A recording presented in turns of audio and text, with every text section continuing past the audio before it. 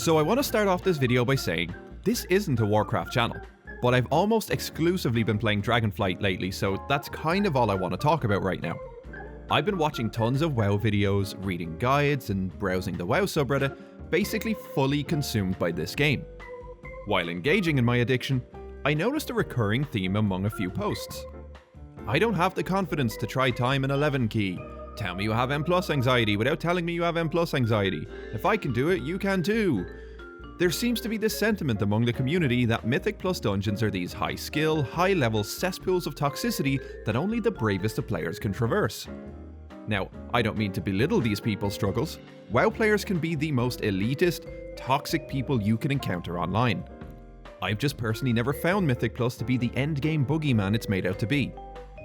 I've been doing this type of content since the MOP challenge runs and would describe myself primarily as a Mythic Plus player. Because of this, I decided to take a look at why so many players may see Mythic Plus as a hardcore only experience. Here's why I think WoW players are scared of Mythic Plus.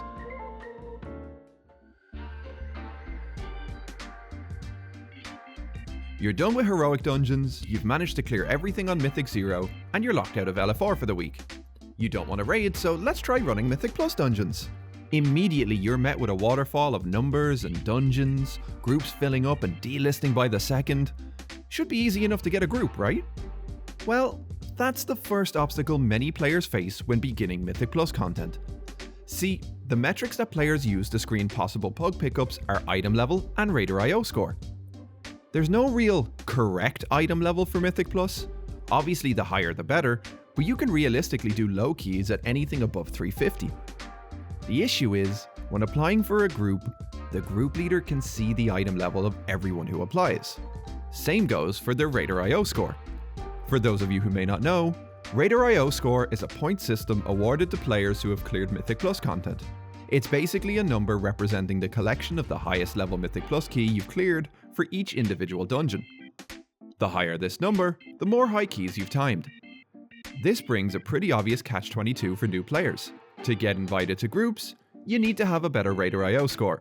To have a better Raider IO score, you need to get invited to groups.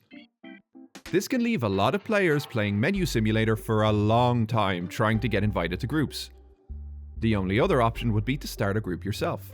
Put up your key and become group leader, and assemble your own pug group. Seems simple, but this can be a pretty difficult task for a lot of people.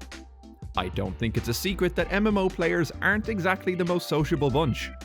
The pressure of starting a group, talking to 4 people, and then having to know what you're doing because you started the group in the first place can be a scary thing for some.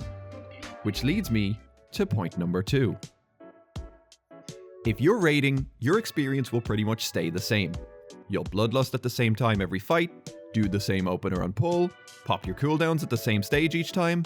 The tactics don't really change unless you move on to a higher tier of difficulty. With Mythic Plus, however, things are different every week. Mythic Plus dungeons come with affixes that apply extra conditions which scale in difficulty the higher the level. You get 1 affix by default, 2 for any key from level 4 to 6, 3 for any key level 7 to 9, and then all 3 affixes plus the seasonal one for any key 10 or higher. These affixes are such a big change in the landscape of the dungeon that they can kill runs for new players on the first pull. Affixes can buff every trash pack in the dungeon, have mobs leave pools behind when they die that heal the other mobs who stand in it, and the current seasonal affix requires you to match up a positively charged player with a negatively charged player in a certain time frame or else they get stunned. Which, on a plus 10 key, could be the difference between timing and not timing the key.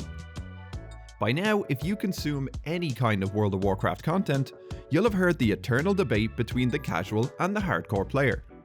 I don't need to repeat these sentiments that you've probably heard over and over again, but I will point out that casual players don't want to do homework to play a game. If you've ever raided with a guild or pug group, you'll know that players won't even watch a 3-minute video giving them a step-by-step guide on what to do for one boss. So imagine telling a brand new player that they need to know the tactics for 8 dungeons and 13 affixes. Even though they're really not that difficult, unless you're investing a lot of time in the game, it can seem like a ridiculous ask for someone who's just looking to play casually.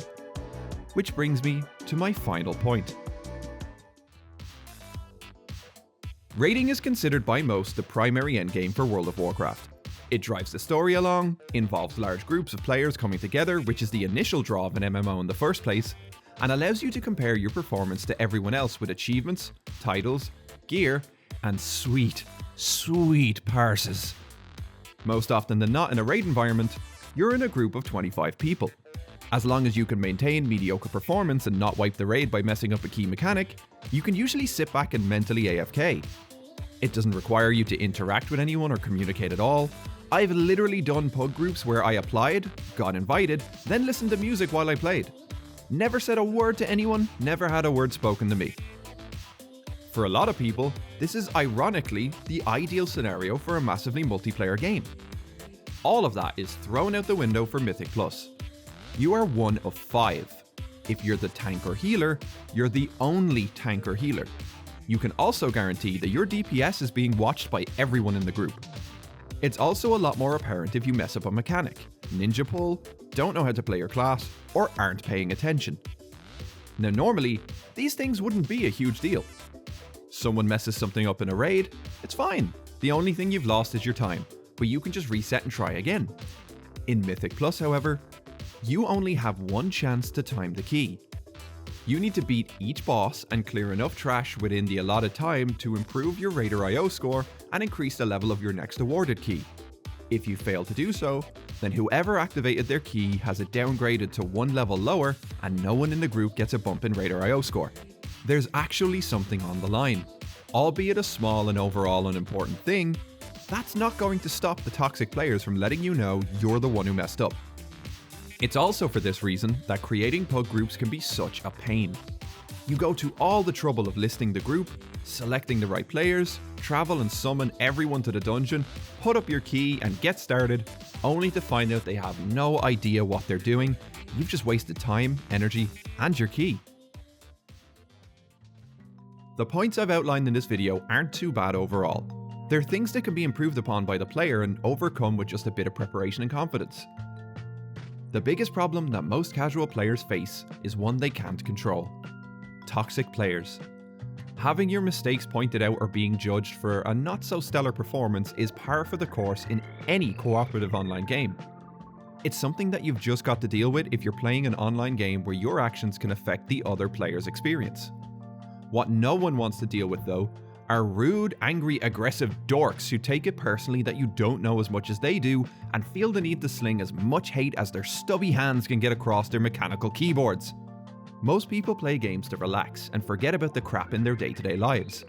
I don't blame them for not seeing the appeal of taking on the sweaty ire of elitist players. While I very much hold the sentiment that Mythic Plus isn't difficult if you just take a little time to read up on what you should do, the abuse some players face simply isn't worth it. Thanks very much for watching. Let me know if you enjoy this kind of content. I'm still finding my groove and the exact nature of what kind of videos I want to make. See you soon.